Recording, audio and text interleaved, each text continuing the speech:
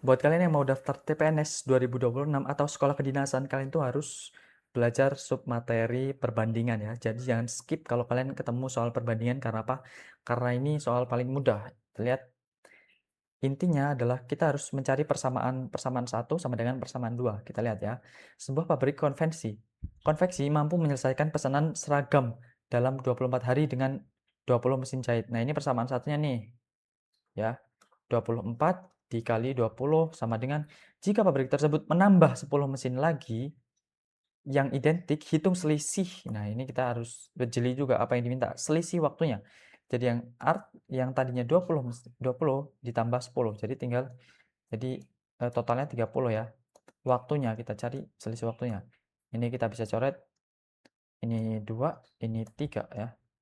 Ini kita bisa coret lagi, 24 bagi 3 itu 8. Jadi 8 dikali 2 sama dengan waktu totalnya adalah 16 hari. Nah, ini kita kan disuruh untuk mencari selisih waktunya. Dari yang tadinya 24 hari menjadi 16 hari. Jadi selisihnya berapa? Jadi selisihnya itu adalah 8 hari ya. 24 dikurang 16 sama dengan 8 hari. Jadi yang tepat adalah opsi yang B.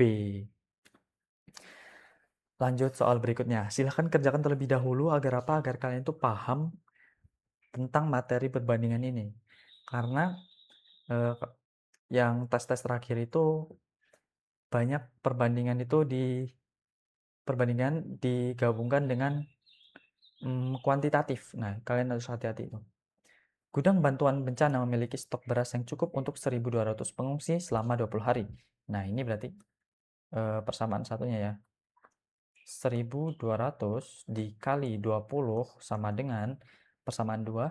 Jika pengungsi bertambah sebanyak 300 orang, maka jumlah stok beras tersebut akan bertahan berapa hari? Berarti totalnya ya. Berarti totalnya. Dari yang tadinya 1.200 menjadi ditambah 300. Berarti 1.500 dikali waktunya. Kita cari waktunya. Ini ada yang kita bisa coret ya. Nolnya kita bisa coret, hilangin. Ini 15 kita coret sama 20, bagi 5 ini 3, bagi 5 ini 4. 12 bagi 3 itu 4. Jadi waktu totalnya 4 dikali 4 sama dengan 16. Jadi waktu totalnya adalah 16 hari. Jadi yang benar adalah opsi yang B. Nah, jadi tulis kolom komentar kalau kalian salah atau kalian benar, itu tulis saja kolom komentar. Nah, tulis kenapa kalian benar, apakah kalian udah paham, apakah kalian belum paham, tulis. Soal berikutnya, proyek bangunan jam per hari, suatu pekerjaan dapat diselesaikan dalam 12 hari jika dikerjakan 8 jam sehari. Jika pekerjaan tersebut dipaksakan selesai dalam 8 hari, berapa jam para pekerja harus bekerja setiap harinya? Nah, kita lihat ya. Ada proyek bangunan. Jika suatu pekerjaan dapat diselesaikan dalam 12 hari, jika dikerjakan 8 jam per hari, nah kalian jangan terkecoh ya. Ada 12 proyek itu di 12 dikerjakan dalam 12 hari jika dikerjakan dalam 8 jam ya. Jika pekerjaan tersebut dipaksakan selesai 8 hari, jadi yang tadinya 12 hari dipaksa jadi 8 hari. Jadi berapa pekerja yang 8 pekerja? Berapa pekerja? Berapa pekerja? Berarti ini 8 pekerja ya, 8 pekerja mungkin. 8 pekerja. Nah, 8 pekerja mungkin ya.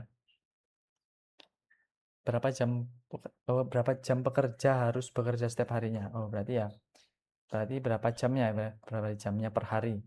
Nah, ini kita tinggal coret-coret aja. Jadi waktunya adalah 12 jam.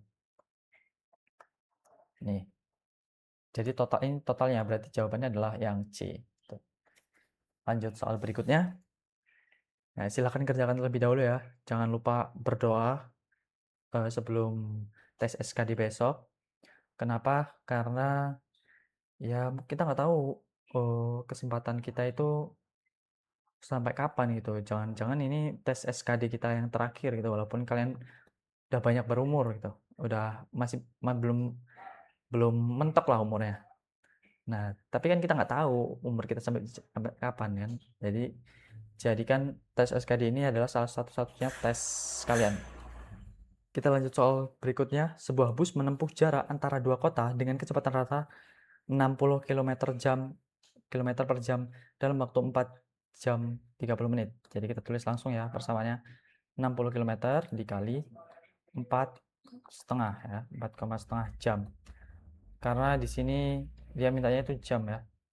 Jika bus tersebut ingin sampai 1 jam lebih cepat, berarti kan 1 jam lebih cepat yang tadinya 4,5 jam, jadi 1 jam lebih cepat berarti kan 3,5 kan, 3,5 jam. Nah, berapa kecepatan rata-ratanya? Kita harus cari V-nya. Ini kita bisa coret ya. Kemudian 3 bagi 60 itu 20. 20 kali 4 adalah 80. Jadi kecepatan rata-ratanya adalah 80 km jam. Jadi jawabannya adalah yang C. Soal berikutnya,